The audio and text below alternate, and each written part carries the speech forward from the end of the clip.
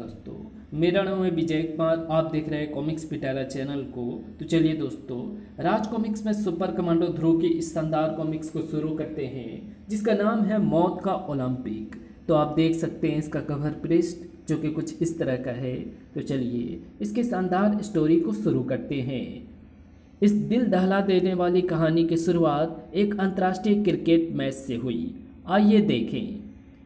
Fast bowler Nihang की अगली गेंद कोर्ट एंड से और बोल्ड ग्रीनविच सॉफ्ट बोल्ड हो गए। पवेलियन में का स्कोर है 2 विकेट पर 105 रन। अगले बल्लेबाज रिची। उफ, अपना काम इस रिची से नहीं चलेगा। हमारे पास सिर्फ 15 मिनट का वक्त है। हमारा काम तो इसके बाद वाले बल्लेबाज रिगार्ड से है, तो इस रिची को रास्ते से हटाना होगा। पिच पर जाता बल्लेबाज रिची जैसे ही उन दोनों के बगल से निकला, ये गया बिच्छू इसके पैड के अंदर। रिची 2 कदम ही आगे बढ़ा कि क्या हुआ रिची? अरे बिच्छू, तुम लोगों से कितनी बार कहा है कि पैड झाड़ कर पहनो, लेकिन वक्त नहीं है रिगार्ड। तुम मैदान पर जाओ, मैं रिची को दवा देने का इंतजाम करता हूँ। Okay captain. शाबाश, अब प्रार्थना करो कि ये कहीं अगली गेंद पर ही आउट ना हो जाए, वरना अपना ऐसी बात सोचकर ही रूह कांप जाती है। अगले बैट्समैन हैं धुआंधार रिगार्ड, जो बॉलर के सर के ऊपर से छक्का मारने के लिए विख्यात हैं। वे अब सामना करेंगे निहंग के ओवर की तीसरी गेंद का। निहंग आए, उन्होंने एम्पायर को पार किया। शॉट ऑफ लेंथ बॉल और ये रिगार्ड का चिर परिचित शॉट पहले ही बॉल पर सीधा छक्का, और गेंद निहंग के सर के ऊपर से होती हुई सीधी पवेलियन में आकर गिरी है। पवेलियन में किनारे खड़े फोटोग्राफर को इसी क्षण का इंतजार था। वो गेंद की तरफ तेजी से लपका और उसने गेंद फील्डर की तरफ वापस उछाल दी। Thanks, it's all right. ये कोई नहीं देख पाया कि फोटोग्राफर ने बड़ी सफाई से गेंद को दूसरे गेंद से बदल दिया है। गेंद एक बार फिर निहंग के हाथों में है। वे मुड़े, दौड़े, अंपायर किशन को पार किया, और रिगार्ड ने इससे ज़्यादा घातक गेंद शायद कभी नहीं खेली थी, क्योंकि गेंद के जमीन से टकराते ही धप एक कर्णभेदी धमाका हुआ और रिगार्ड का पूरा बदन हवा में उड़ता नजर आया। इसके साथ ही शुरू हो गया 1, 2 मौत का ओलंपिक, जिसका प्रथम पुरस्कार था विजेता के हाथों ध्रुव की मौत। उस दिन ध्रुव भी मैच देखने के लिए दर्शक दीर्घा में मौजूद था। ये क्या, यानी बॉल बदल दी गई थी? पर कैसे? ध्रुव तेजी से मैदान में कूदा। टीम डॉक्टर और साथी खिलाड़ी भी दौड़ते हुए पिच तक पहुंचे थे। जल्दी डॉक्टर, ये अभी जिंदा है। अरे, तुम उसकी जेब से सिक्का क्यों निकाल रहे हो? ये तो हमारी टीम का खिलाड़ी नहीं है। कौन हो? गेट आउट ऑफ माई वे। पकड़ो, भागने ना पाए। भीड़ नकली खिलाड़ी को रोकने आगे बढ़ी। तभी पेवेलियन में एक तरफ खड़ा फोटोग्राफर भीड़ के सामने लपका। खबरदार, अगर कोई आगे बढ़ा तो। कैमरे का शटर दबा और 2 गोलियां हवा में दगी। धाएं धाएं, और भीड़ पानी की तरह छट गई। पलक झपकते ही वे दोनों यूरोपियन स्टेडियम के बाहर थे। वो रही हमारी कार, लेकिन तुम उस तक नहीं पहुंच पाओगे। अब अगर तुम कहीं पहुंचोगे तो वो जगह पुलिस स्टेशन है। तभी ध्रुव को पीछे से आ रहे खतरे का एहसास हुआ। वो तेजी से एक ओर हटा, भड़ाक, लेकिन हटते हटते भी उसको हल्का सा धक्का लग ही गया और वो जमीन पर आ गिरा। धड़ाम, वो कार देखते ही देखते धूल एवं धुएं का गुब्बारा उड़ाती गायब हो गई। उफ, इस पर तो नंबर प्लेट तक नहीं है, और इस रंग और मॉडल की सैकड़ों कारें इस शहर में है। और फिर ये सब बहुत ही पूर्व नियोजित था सर। पेवेलियन में 2 आदमी, कैमरा रूपी पिस्तौल लिए फोटोग्राफर और बाहर इंतजार कर रही बिना नंबर की एक कार। और ये सब मिस्टर रिगार्ड की जेब में रखा वो सिक्का चुराने के लिए, जो सिर्फ रिगार्ड के लिए ही भाग्यशाली है। बाजार में जिसकी कीमत 50 रुपये भी नहीं होगी। कमाल की बात तो ये है कि वे सभी व्यक्ति यूरोपियन थे। हर कोई यही समझ रहा था कि वे मैच देखने आए हैं। मिस्टर रिगार्ड अब कैसे हैं? खतरे से बाहर। वो बम इतना शक्तिशाली नहीं था कि किसी को जान से खत्म कर सके। यानी वे रिगार्ड को खत्म करना नहीं चाहते थे। उनको सिर्फ उसकी जेब से रखे सिक्के से मतलब था। आखिर इस सब की तुक क्या है? उसी वक्त एक अज्ञात स्थान पर, लेडीज एंड जेंटलमैन, संयुक्त यूरोपियन टीम ने अपना काम अंजाम दे दिया है। वे क्रिकेट खिलाड़ी रिगार्ड की जेब से उसका भाग्यशाली सिक्का उस वक्त निकाल लाए जिस वक्त वो पिच पर बैटिंग कर रहा था। इस काम को उन्होंने 2 दिन की अवधि खत्म होने से पहले ही पूरा करके पूरे 80 अंक प्राप्त किए हैं। यूरोपियन टीम को हमारी ओलंपिक कमेटी की बधाई। इसी बीच बगल के कमरे में एक दूसरी मीटिंग चल रही थी। हमको बहुत कठिन काम दिया गया है। उस आर्ट गैलरी में आजकल हर वक्त बहुत भीड़ रहती है। ऐसे में वहाँ से 2 विश्व प्रसिद्ध कलाकृतियों के फ्रेम निकाल कर लाना, और वो भी ऐसे कि कोई देख ना सके, एकदम असंभव। हाँ, और शाम के 3 बजे तो भीड़ सबसे ज़्यादा होती है, और हमको अपना काम शाम के 3 बजे ही करना है। इन सब से हमें कोई मतलब नहीं है। तुम चाहो तो अभी भी अपना नाम वापस ले सकते हो। नहीं, हम ये काम करेंगे। मैं ये साबित कर दूंगा कि हम चीनियों के लिए कुछ भी असंभव नहीं है। और पुलिस हेडक्वार्टर में उन यूरोपियन का कोई पता नहीं है। वारदात होते ही मैंने सारे भागने के रास्ते बंद करवा दिए थे, लेकिन वे तो गधे के सर से सींग की तरह गायब हो गए। उधर इंग्लैंड टीम का मैनेजर धमकी दे रहा है कि अगर अपराधियों को तुरंत ना पकड़ा गया तो आगे मैच नहीं होगा। अब मैं करूं भी तो क्या? आप फिक्र मत कीजिए सर, मैं उनको पाताल से भी खोद कर ले आऊँगा। आखिर यह हमारे देश की प्रतिष्ठा का सवाल है।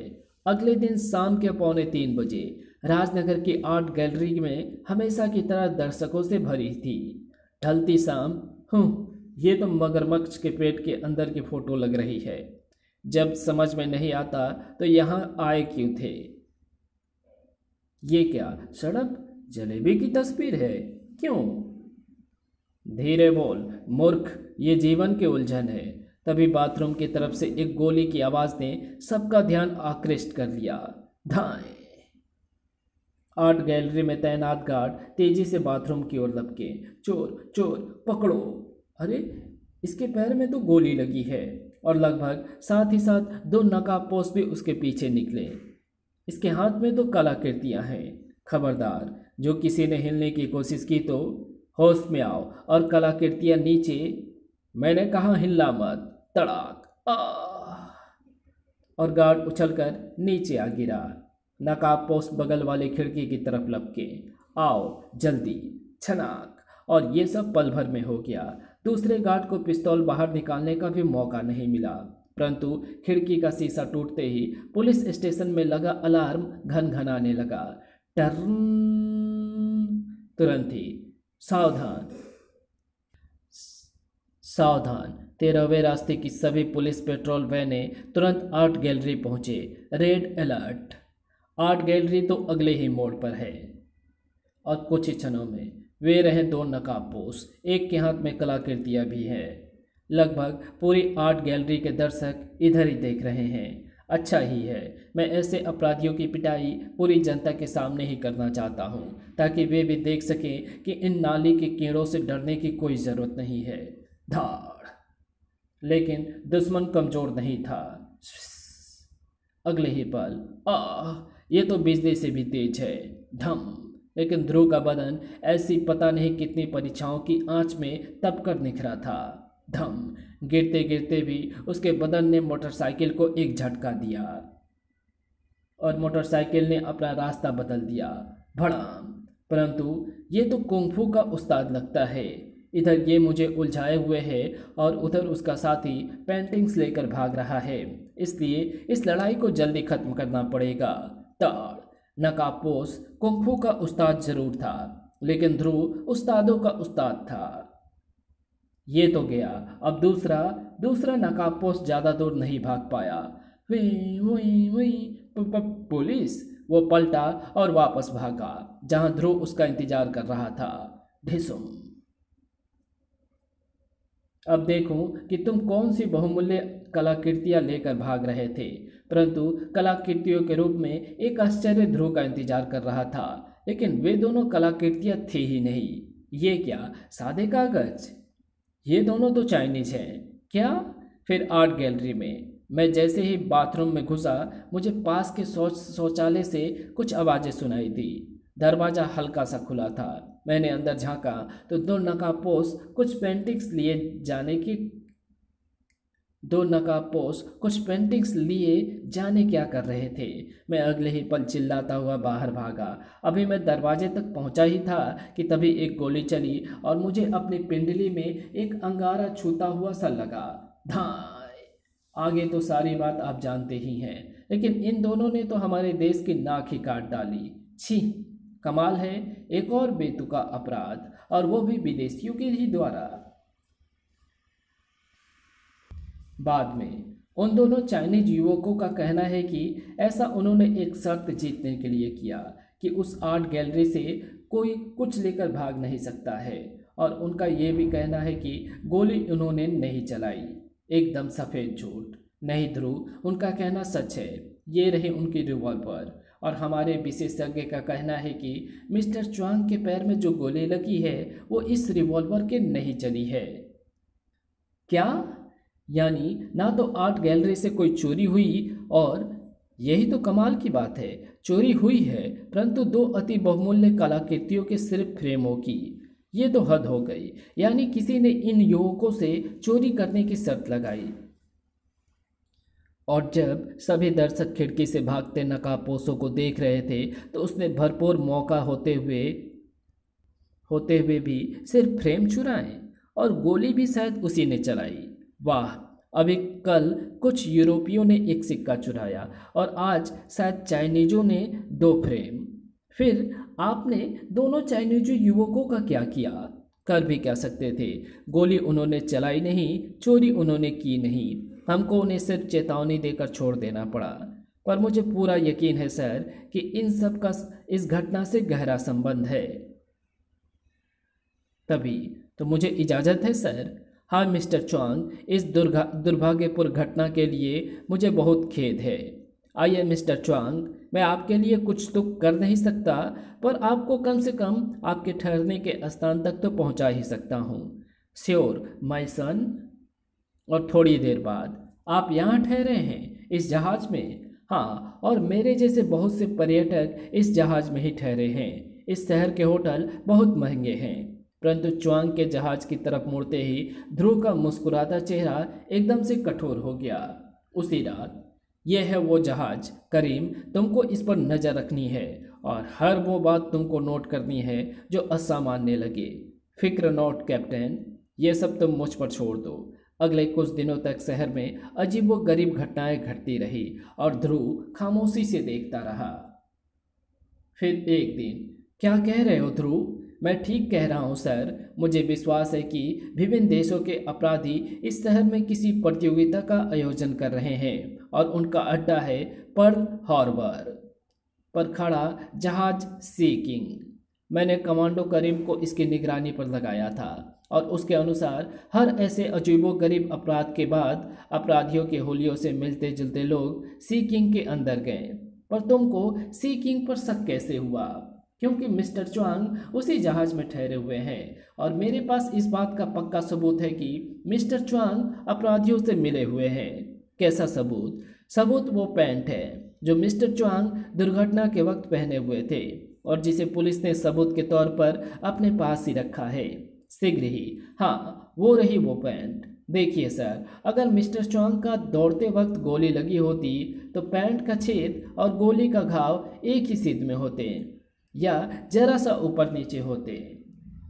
इतना ज़्यादा अंतर ये बताता है कि जिस वक्त गोली लगी उस वक्त पैंट काफ़ी ऊपर थी, लगभग वैसे ही जैसे बैठने के वक्त हो जाती है। तुम्हारा कहना तो सही है, पर तुम इसे साबित क्या करना चाहते हो? पर तुम इससे क्या साबित करना चाहते हो? सिर्फ यही कि मिस्टर चुआंग ने बड़े आराम से कमोड पर बैठकर अपनी ही रिवॉल्वर से अपने ही पाँव में गोली मारी है। पर क्यों? ताकि अगर कोई दर्शक खिड़की से बाहर भाग रहे नकाबपोशों को ना देख रहा हो तो मिस्टर चुआंग उसका ध्यान बटा सके और इस दरमियान उसका चौथा साथी पेंटिंग्स के फ्रेम निकाल कर फरार हो सके। My God, you may be right. आओ मेरे साथ। कुछ घंटे बाद पर्ल हार्बर पर खड़े जहाज सीकिंग में। मेरे पास इस जहाज की तलाशी का वारंट है कैप्टन। हमें शक है कि आपके जहाज में कुछ ऐसे अपराधी छिपे हैं जिनकी हमें तलाश है।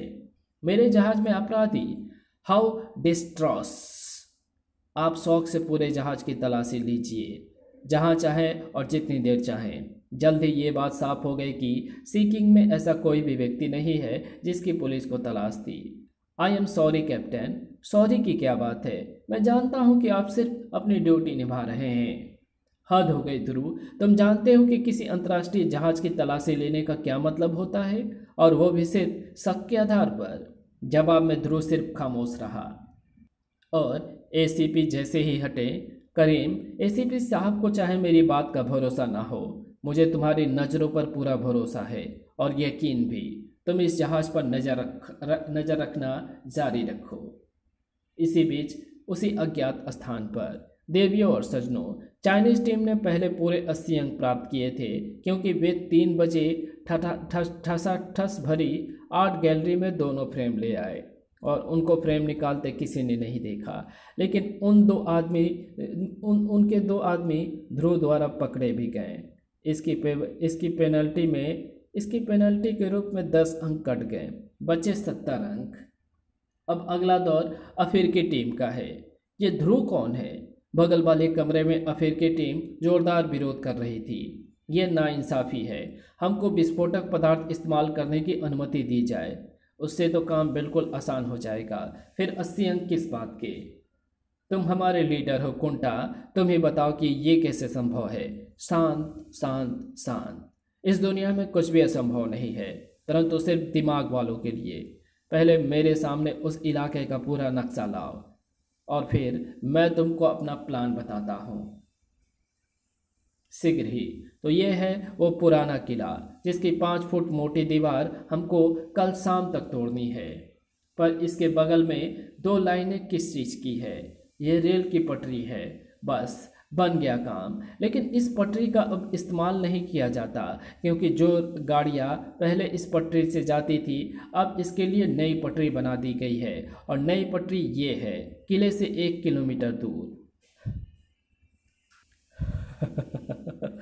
अगर ये नई नवेली पटरी टूट फूट जाए या बंद हो जाए तो फिर रेलगाड़ियाँ कहाँ से जाएंगी? इस पुरानी पटरी से। वाह, मान गए उस्ताद।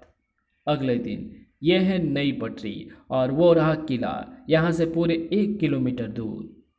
यह स्थान हमारे काम के लिए सर्वोत्तम है। डायनामाइट लगाओ नजूबी, ज़्यादा वक्त नहीं बचा है, सिर्फ 15 मिनट लगेंगे। नजूबी वादे का पक्का था।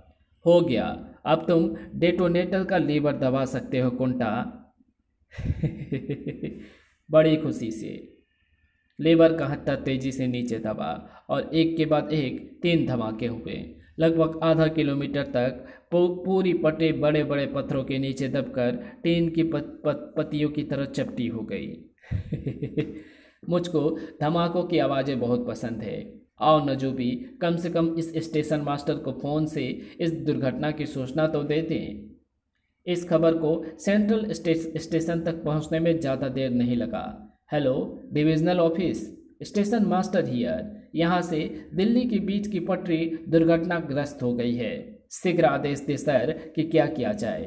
कैसे? खैर, मैं सहायता दल तुरंत भेज रहा हूँ। तब तक आप ट्रेनों को पुरानी पटरी से भेजने की व्यवस्था करें। लाइन कल तक ठीक हो जाएगी। अपना पासा सही पड़ा कुंटा। कुंटा का पासा कभी भी गलत नहीं पड़ता। अब आओ स्टेशन चलें। और उसी शाम जब 41 डाउन सागर एक्सप्रेस सेंट्रल स्टेशन से बाहर निकली तब तक सब सामान्य था, लेकिन जैसे ही ट्रेन पुरानी पटरी पर पहुंची इंजन के अंदर का दृश्य बदल गया। कुंटा हियर, तुम तैयार हो? तबारा ओवर। यस लीडर, मैं आपके आदेश का इंतजार कर रहा हूँ। दूसरी तरफ ध्रुव ने पूरे शहर पर नज़र रखने का एक नया इंतजाम किया था। वाह, यहाँ पर ना तो कोई लाल बत्ती है और ना ही ट्रैफिक की भीड़ भाड़। ये क्या? ओह, इस पुरानी पटरी पर ये पहली ट्रेन दिल्ली के लिए जा रही है। 41 डाउन सागर एक्सप्रेस। इसमें इंजन भी नई तरह का लगा है, जिसे आगे और पीछे दोनों दोनों ही तरफ से चलाया जा सकता है। अरे अरे, ये दो लोग तो पटरी की फिश प्लेटें हटा रहे हैं और ट्रेन यहाँ 10 मिनट में पहुँचने वाली है। इनको पकड़ने का वक्त नहीं है, पहले ट्रेन के निर्दोष यात्रियों की जान बचानी ज़्यादा जरूरी है। अगले ही पल हेलीकॉप्टर तेजी से वापस घूमा और ट्रेन की तरफ बढ़ चला। ये रही ट्रेन। अब अरे, ये क्या? ये तो ट्रेन का ड्राइवर है। ये ट्रेन चलती जा रही है, यानी कुछ गड़बड़ है। लगता है नीचे जाकर देखना पड़ेगा। अगले ही पल हेलीकॉप्टर से एक रस्सी नीचे गिरी और रस्सी में बंधा हुक इंजन की छत पे आ फंसा। हेलीकॉप्टर तो पार्क हो गया। अब देखूं कि इंजन में क्या गड़बड़ है। इंजन के अंदर अपने हेलीकॉप्टर को सिग्नल दे दो नजूबी। अब इंजन की छत पर चढ़ने का वक्त आ गया है, लेकिन ट्रेन की छत पर कोई उनका इंतजार कर रहा था। कहीं जा रहे हो क्या? पर इससे पहले कि दोनों अफिर संभल पाते, तड़ धाड़ दोनों ने बड़ी मुश्किल से अपने आप को नीचे गिरने से बचाया। कुंटा हमारा हेलीकॉप्टर आ गया। ध्रुव का ध्यान क्षण भर के लिए बटा और इस बार नीचे गिरने की बारी ध्रुव की थी। कुंटा तेजी से आगे लपका। ये क्या? इसका हेलीकॉप्टर हवा में लटका हुआ असहाय ध्रुव चुपचाप देखता रहा और उसका हेलीकॉप्टर चट्टानों से टकराकर नष्ट हो गया। उफ, ये दोनों तो भाग रहे हैं। मैं इनको रोक तो नहीं सकता, पर कम से कम एक प्रेजेंट तो दे ही सकता हूँ। ध्रुव का हाथ घुमा और कुंटा के पेट में एक कीड़ानुमा माइक्रो ट्रांसमीटर आकर चिपक गया। देखते ही देखते दोनों अफ्रीकनों के साथ हेलीकॉप्टर अंधेरे में गुम हो गया। ओह, इनके चक्कर में तो मैं इस बिना ड्राइवर की ट्रेन को लगभग भूल ही गया। ब्रेक काम नहीं कर रहे हैं, यानी इंजन नहीं रुक सकता। इग्निशन स्विच भी जाम हो गया है। इस इंजन के बारे में मुझे वैसे भी ज़्यादा जानकारी नहीं है, वक्त भी बहुत कम है।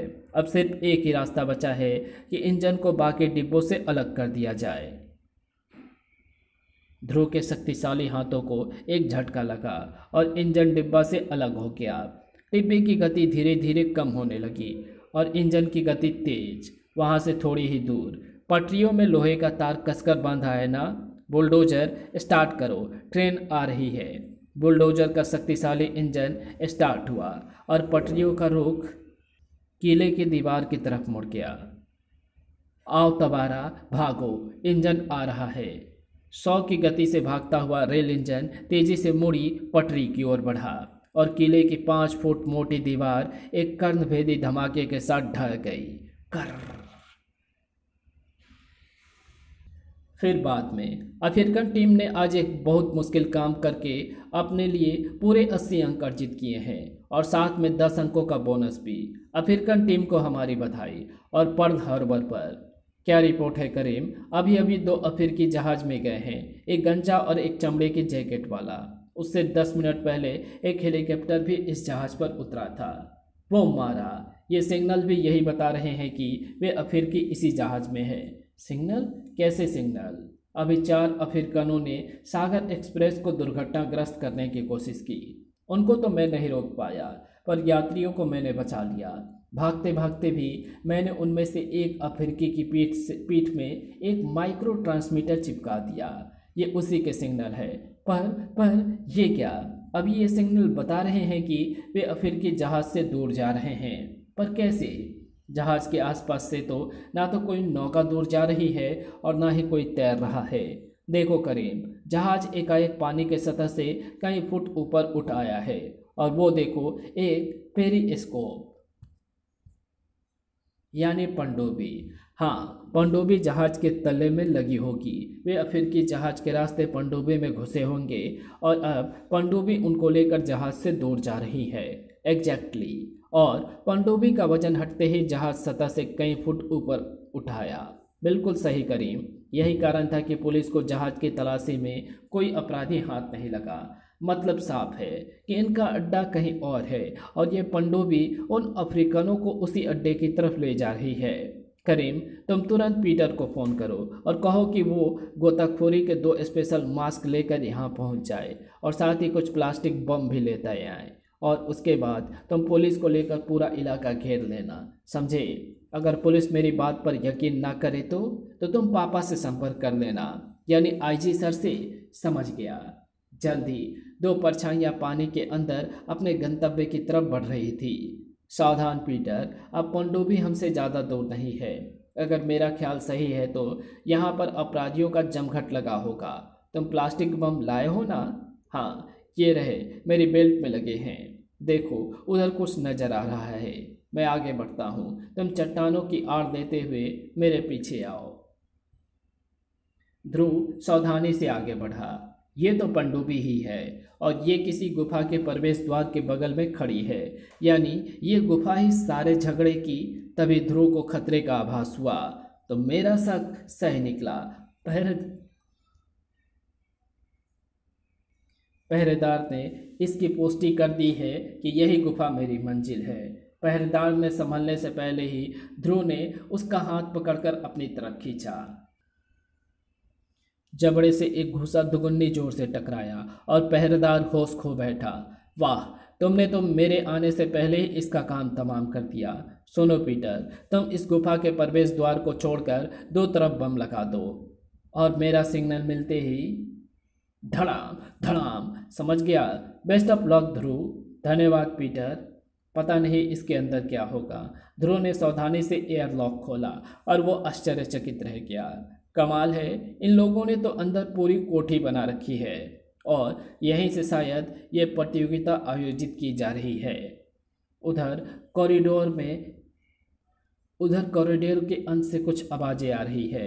शायद वहीं से मेरे सवालों का जवाब मिल सके।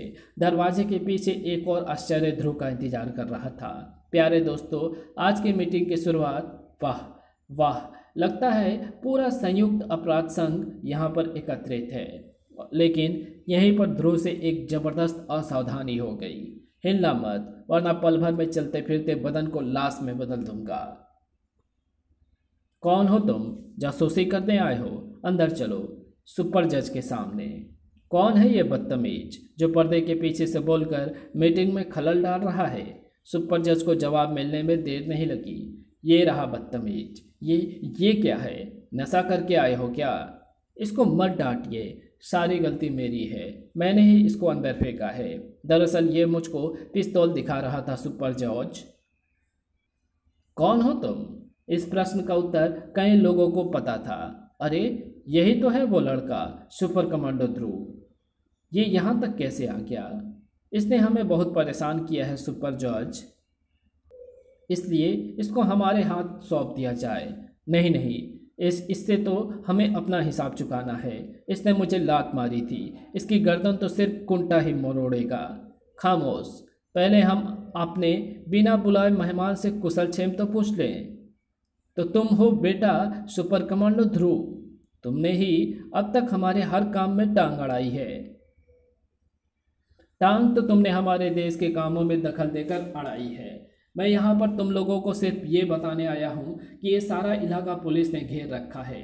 तुम लोगों की भलाई इसी में है कि अपने आप को चुपचाप कानून के हवाले कर दो। किसी भी प्रतिरोध का परिणाम सिर्फ खून खराबा होगा। वाह वाह, ये तो बिल्कुल जेम्स बॉन्ड की तरह बोलता है। मौत के सामने खड़ा होकर भी उपदेश झाड़ रहा है। इस लड़के से मैं बहुत प्रभावित हुआ हूँ। आप सभी इस लड़के को अपने आप को हवाले करने की मांग कर रहे हैं। आप सभी इस लड़के को अपने हवाले करने की मांग कर रहे थे, परंतु इसको उसी टीम के हवाले किया जाएगा जो हमारी प्रतियोगिता में सबसे ज़्यादा अंक प्राप्त करेगी। दूसरे शब्दों में सुपर कमांडो ध्रुव हमारी प्रतियोगिता का प्रथम पुरस्कार होगा। तुम सब वास्तव में पागल हो गए हो। मैं तुम लोगों को फिर बता रहा हूँ कि पुलिस ने तुमको चारों तरफ से घेर रखा है। कोई चिंता की बात नहीं है।